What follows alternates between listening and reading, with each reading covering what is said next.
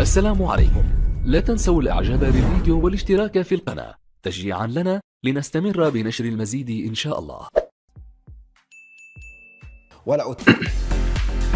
شهدت منافسات الدوري السعودي لكرة القدم اليوم مباراة قوية جمعت بين الهلال متصدر الترتيب بقيادة حارسه المغربي ياسين بونو والنصر صاحب المركز الثاني بقيادة النجم البرتغالي كريستيانو رونالدو، وذلك ضمن منافسات الأسبوع الرابع عشر الذي كان شديد الأهمية.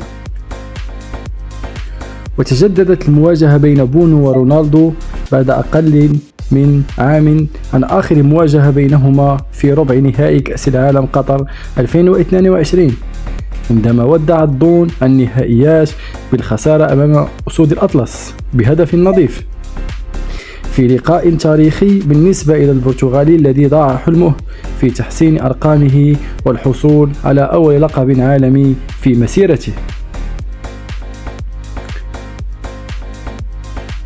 وقبل المواجهة الأخيرة في المونديال فإن ملاعب الدوري الإسباني لكرة القدم شهدت مباريات وضعت بونو في مواجهة رونالدو الذي سبق له التسجيل في مرمى الحارس المغربي عندما كان نجما لفريق ريال مدريد الإسباني سوبر هاتريك في عام 2018 بينما كان بونو يلعب لفريق جيرونا.